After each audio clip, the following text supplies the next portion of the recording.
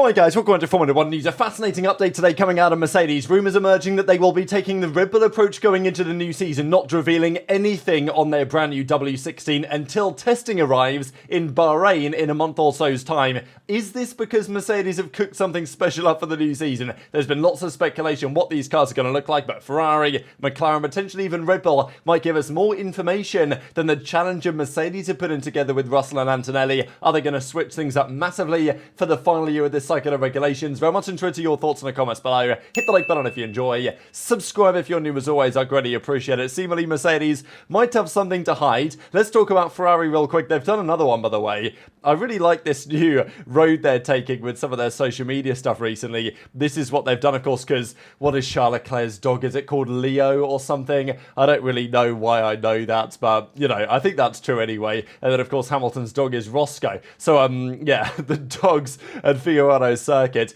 again, they can't help themselves than having this, what I would probably describe as like a cherry red in the background. So, you know, take inspiration maybe from that as to whether that's going to be the colour of the livery. Time will tell in due course. There's been lots of talk, of course, even from Benedetto Vigna about what the police are going to have to, you know, be up to at Fiorano, at Maranello over the next few days. Hamilton is going to be there at Maranello on Monday, and then shortly after that he's going to be driving a car somewhere, depending on whether it's going to be the F175.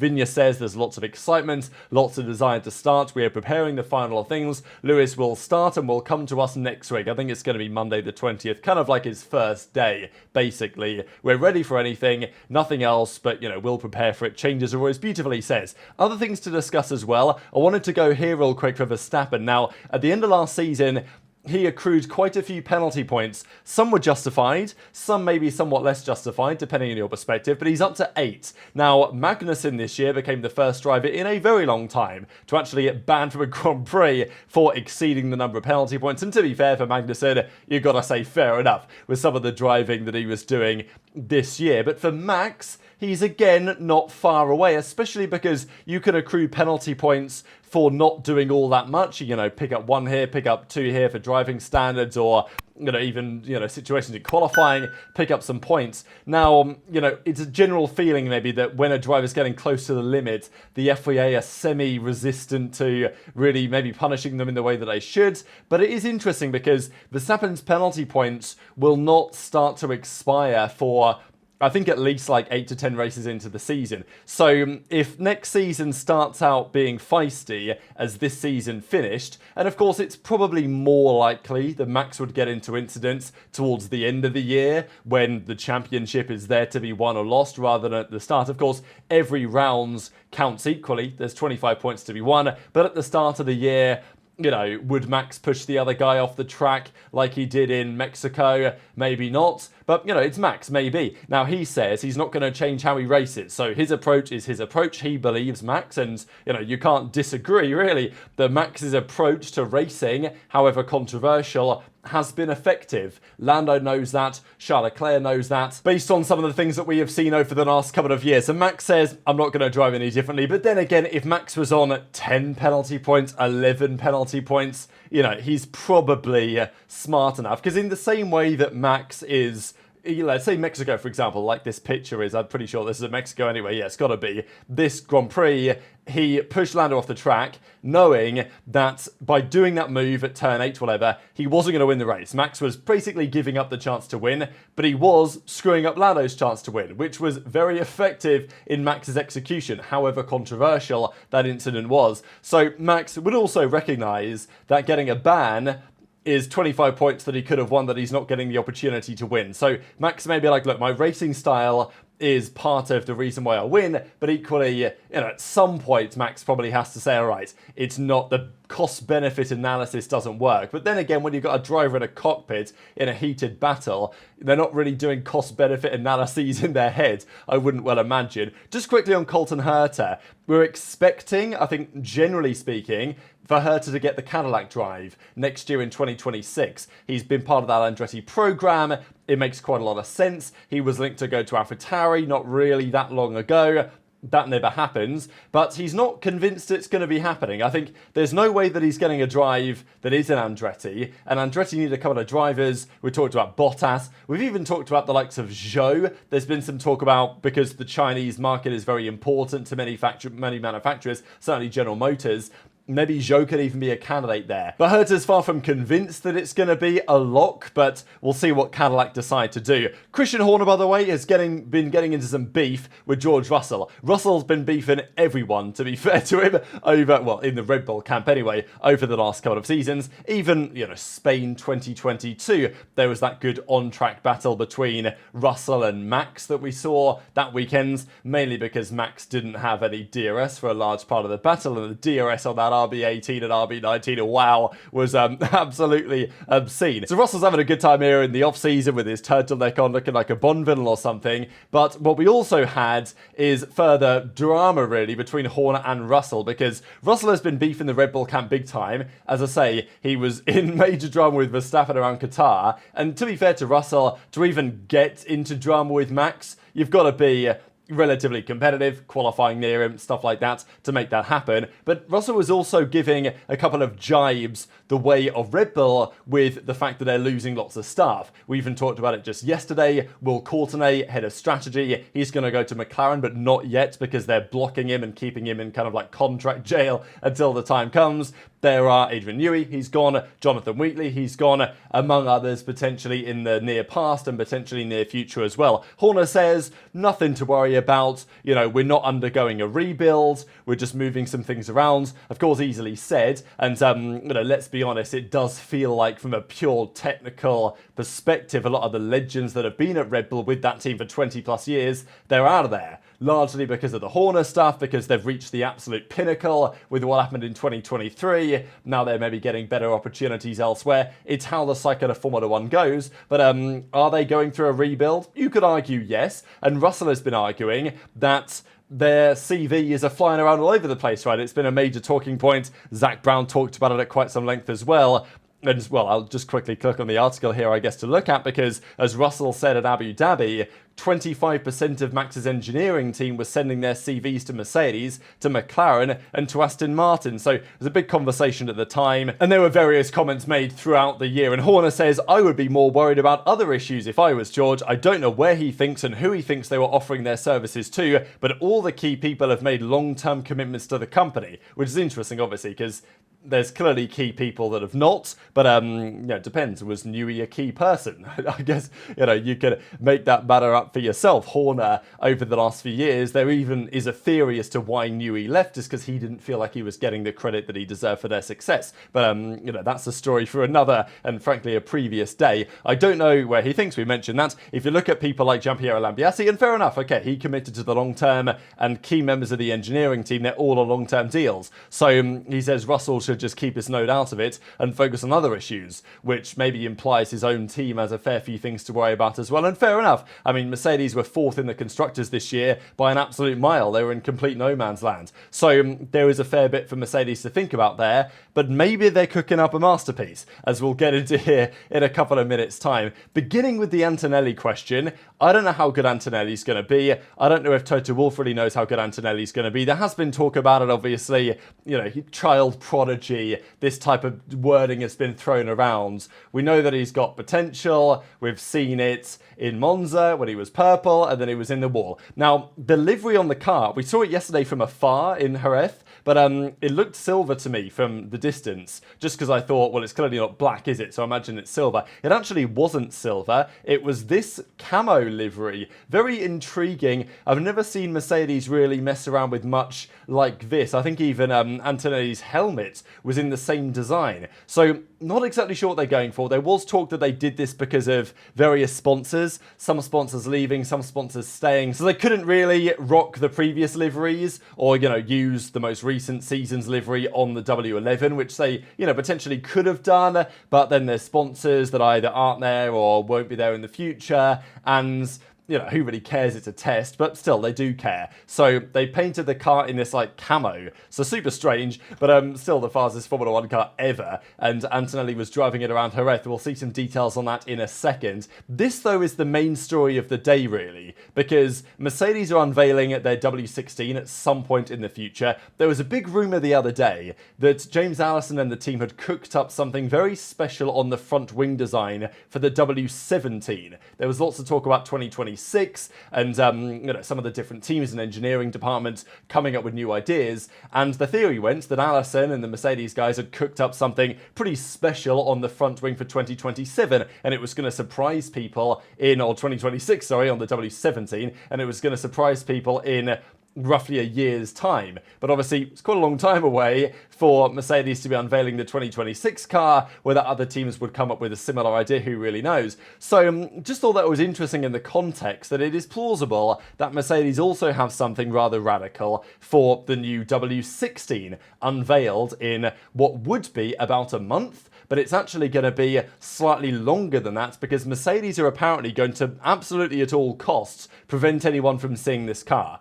It's been confirmed there will still be some black on the car, some black paint, some carbon, we'll see. It's possibly going to be silver as well. But the plan is going to be for Mercedes to not show anything until Bahrain. And this is a pretty big deal for Mercedes, because they never do this. It's only really Red Bull that do this. Like, this is Red Bull's whole thing. They won't show you the car, although they'll pretend that it is the new car. They'll just say, oh, here's the new livery.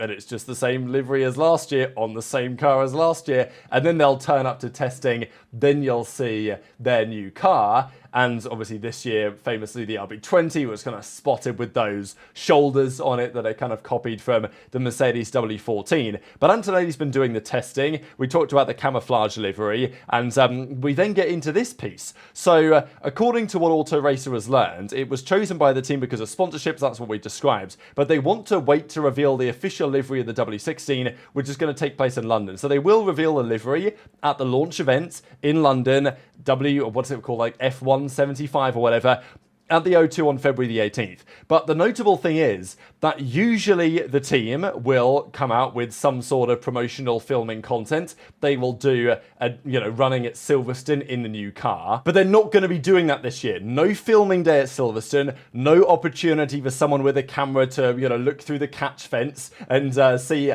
what's potentially new on the car. They're not going to do that. And as they describe, after several years of disappointment, James Allison and his men are called to an important technical reaction. They have signed a couple of people. Simone Resta, former Ferrari man, Enrico Sampo, they're bringing into the team as well. So it's not like it's all, negatives for Mercedes in terms of what's happened to their technical team over the last few years, although they have also lost some key members, the likes of Loic Serra joining Hamilton over there at Ferrari. This is Simone Resta, if you guys recognise that face. But they will not unveil the W16 until they arrive in Bahrain and do maybe, a couple of filming tests. And then, of course, they do the testing itself. So what does this indicate? Does it mean that Mercedes have something they really want to hide? Because Red Bull have made this their modus operandi. Other teams, even Mercedes, over the last few years, are not afraid to say, hey, this is our car. Now, does that give a negative? I mean, possibly a very marginal one. Teams can see your car ahead of time. They can say, oh, that's interesting, and it could inform another team's upgrade progress in due course. But fundamentally, every team usually will either unveil the livery with just the old car, or they'll unveil the livery on the actual new car, which probably isn't exactly the same spec new car as what they're going to unveil in Bahrain. But most teams will show you something on the new car before it turns up to testing. Mercedes are going to keep all of this a secret, which is, maybe they're just doing it because for some various reasons, or they want to see if Red Bull's approach is better for them for whatever reason, or they've come up with some ideas that they don't want other teams to copy or to know about until it's too late. In kind of the same way as what happened with the W13. Let's not forget, the W13 turned up to Barcelona with, the first test basically, with side pods on as usual, with a traditional side pod design. The car looked pretty standard. Then, of course, when they turned up to Bahrain, that's when we saw the zero pods and we're like, wow, what is going on here? So I'm not saying Mercedes are bringing back the zero pods, but I think what I am suggesting is that it's likely they're doing this because there's something they want to keep under wraps, which is interesting timing, just because we've heard rumours over the last couple of weeks that McLaren are going to be quite radical with their progress. Ferrari are going to be very radical with their development of the new SF25, let's call it that, for this year.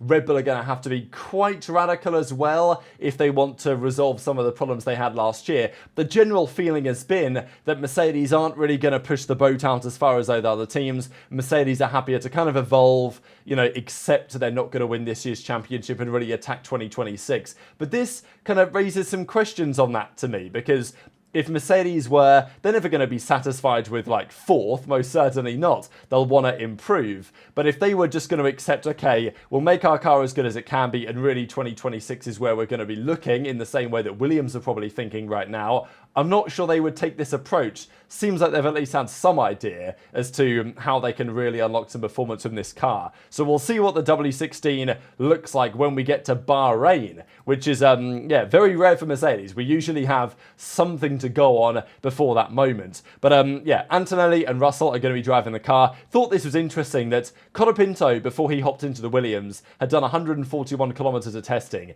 Antonelli, in various Mercedes cars, has now done 9,000 Ks of Mercedes F1 car racing, basically, in test conditions. As Toto says, he will only be a child prodigy when he actually performs in F1. We hope it will happen sooner than later, but certainly not right at the beginning. So, Mercedes and Toto are being very clear. They want Antonelli to build up to speed, don't go in all guns blazing. Whether you can train that out of Antonelli is a question to me. I think it's very difficult to take a driver with lots of confidence and get him in that headspace where he's happy to accept that he's not going to be pushing flat out every weekend. We'll see how he fares. He should be better prepared, though, than many previous rookies we have seen. Just one final thing I wanted to mention for you guys. In some respects, in a similar way to what we have just seen with Antonelli and Mercedes, Liam Lawson is going to Red Bull, and Jos Verstappen, Max Verstappen's father, gives him some advice on how to prepare to fight Max. His advice is, don't fight Max. He should not make the mistake that I made at Benetton in '94, of course, when Schumacher was alongside Jos Verstappen, trying to keep up with Max at all costs. He should do his own thing. So Jos, in hindsight, recognises he was not the driver that Schumacher was. He should have just played his own game, basically, rather than trying to challenge Schumi. And obviously Jos, knowing that Max is rather good at Formula 1, maybe Lawson should take a similar approach. To me, the difficulty from this is, if you are any driver that is capable and able to get to this level in Formula 1, you're always going to want to be targeting a world title. Like, every driver's dream is to become Formula 1 world champion. And when you get to drive with one of the best teams, you can't keep that out of your mind. Regardless of what Red Bull think about Lawson's attitude compared to Tsunoda, there will be part of Lawson that says, okay, I recognise that Max is the best driver on the grid right now, but there's always a chance, there's always a 1% chance or whatever, that things will go wrong, things will work in a certain way, and I could potentially win the championship. I don't think you're ever going to get that out of a driver. Like, any driver on this level driving for that team is, hopeful and confident they could be the world champion. And sometimes it just doesn't work out, in the same way that in athletics, let's say, from 2008 to like 2012, even up to like 2016 to some degree, but let's say 2012, when Usain Bolt was winning everything, that was like the strongest field in athletics, 100 meters in the sprints, that we'd ever seen. Johan Blake, Tyson Gay, Asafa Powell, just unbelievable runners running low 9.7s, even 9.69s, insane times.